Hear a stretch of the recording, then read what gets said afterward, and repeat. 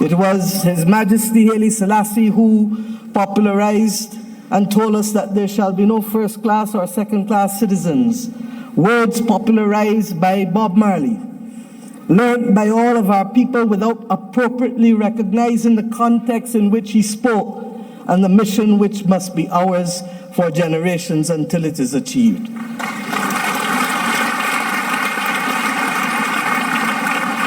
He told us that there would be war if there were first-class and second-class citizens.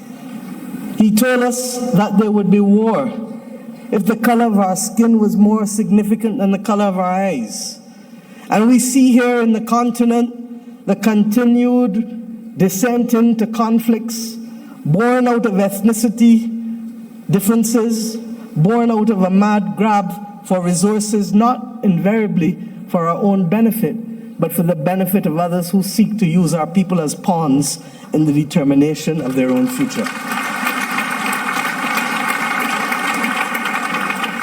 But we stand here as proud people, and we have enough among ourselves to know the difference between right and wrong, and to forge a future that is not for a few, but for the many. Indeed, as the world confronts the climate crisis, it is the poorest of the poor who remain the most vulnerable to floods and droughts and hurricanes. It is the poorest of the poor, and soon to be the middle of the middle, who will no longer be able to access insurance and therefore to be able to forge ahead with development if we do not make changes. We have examples of a partnership that have worked for us, not just from the spirit of Adwa and the conquest and the rise of the Pan-Africanist movement in our history, but within recent times.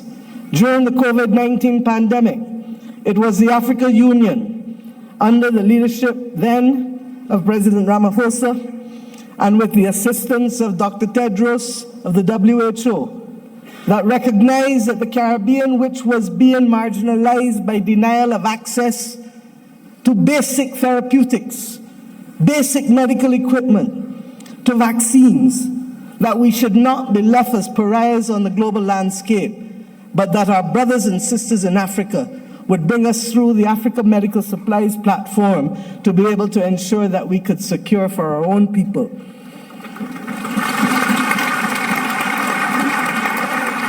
It was with the solidarity of many of you in the African Union that the Bridgetown Initiative has been able to take root and to make a case for a more modern and a fairer system that allows us to be able to access finance and to be able to put in place measures that allow us to be able to pause our repayment of debt during the period of necessity for rebuilding after horrific climatic events.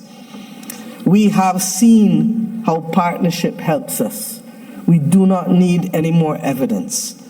What is required of us is to lead the way to peace, to prosperity, and to justice. And the reparations which we call for the international community to be able to recognize, first and foremost, with that which we ask from each of our children. Say sorry. Say sorry, and mean it.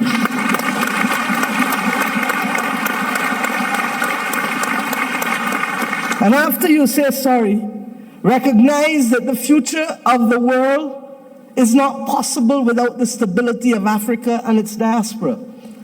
For as long as hypocrisy and double standards remain, it will be impossible to secure stability and peace in any nation across the earth. The reparations that we call for, beyond sorry, must be for fair access and development and compensation, because we each started the journey of independence with a chronic deficit. A deficit of resources, a deficit of fairness, a deficit of opportunity.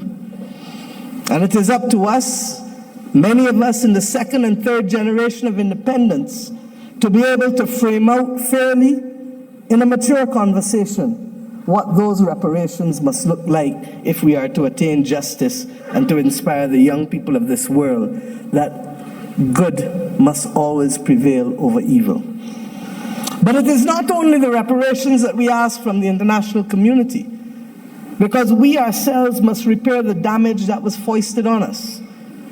The notion that transit visas, begging for them, must be the lot of our people in order to move across this world cannot be something that gives us satisfaction.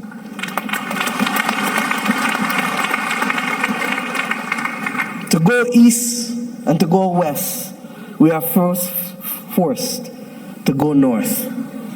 It is not right. And it is not beyond the heads of government and heads of state, of the region, of the Caribbean community, and of the continent of Africa, to determine that we must stop talking about, but simply do what is necessary